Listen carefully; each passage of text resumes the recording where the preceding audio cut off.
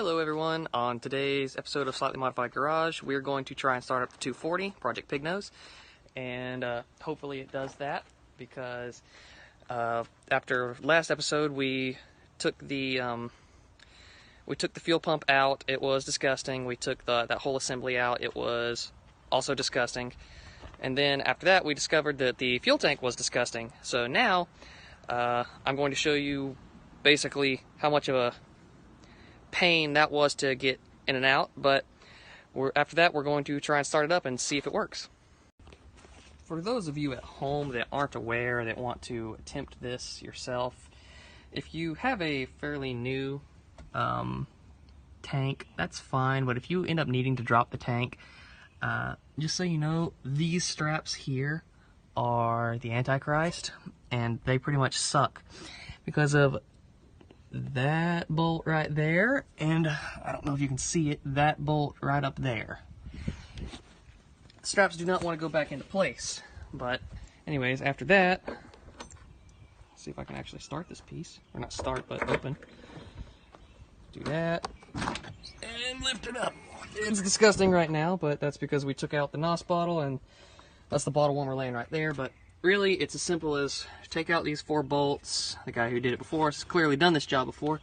Take out those 2 screws, disconnect that connector. There's going to be a little base plate down here that has 6 bolts attached to it. Disconnect those, disconnect 2 fuel lines, the return and the going out, whatever you want to call it, and it should come right out. Just make sure you don't bend the float or anything like that. Do that, it's going to be rusted to God who knows what. And after that, you take the old fuel pump off, replace it, drop it all back in. Should work just fine. Keyword there being should. Old relay, shiny new relay. Uh-oh. Oh no, it's in there. This is loose. Hopefully, this was the culprit. We figured that this was the culprit yesterday or the day before, but it was clicking like it was getting juice, but I mean that doesn't necessarily mean that it's functioning. So we just did a bunch of troubleshooting, and we got a new battery, got a new relay, got a new clutch, safety, neutral switch, had the starter, we pulled that out, had the starter tested good, solenoid tested good. Replaced all the cruddy old original wires down there last night, and as soon as Garrett finds the key to our car, we will know whether or not it will at least attempt to turn over.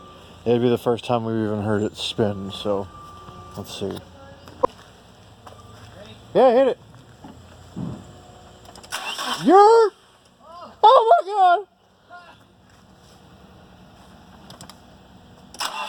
Yes! Do it, you rat bastard! Drink that old ass gas! Drink that old gas, you sumbitch! Alright. Also, last night when I was working on this, I did change the oil. I put a new filter on it, and I put 4 quarts of 10W30 Havoline in it. And it should work fine at this point. I did start it up last night for just a couple of seconds, so I know it runs at this point, but I have not actually sat here and let it warm up or do anything like that. All I know is it cranks up and turns over. And there goes a wrench. Oh well. Alright, well, let's take this rag off and let's start it up. A few moments later.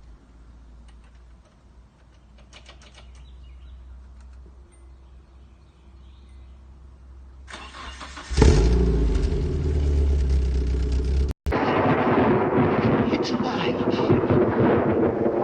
It's alive. It's moving. It's alive. Oh, it's alive. It's alive. It's alive. It's alive. Oh, in the name of God. Now I know what it feels like to be God. Oh.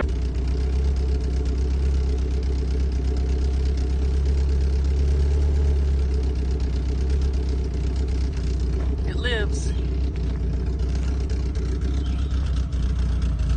It runs a little rough right now, but I imagine that's a result of it needing spark plugs.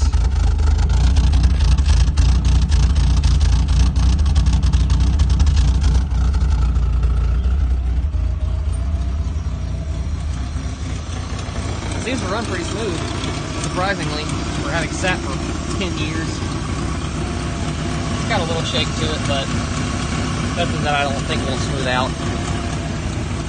Belts seem fine, hoses seem fine. Let's give it some gas. That's not good. Let's let it warm up. Unfortunately, we're not going to be able to drive it today because I need to put a new master cylinder on it. The brakes go all the way to the floor, and it's pretty much a disaster. I just spent the past long while trying to bleed the brakes, and it was not a pleasant experience for anybody involved.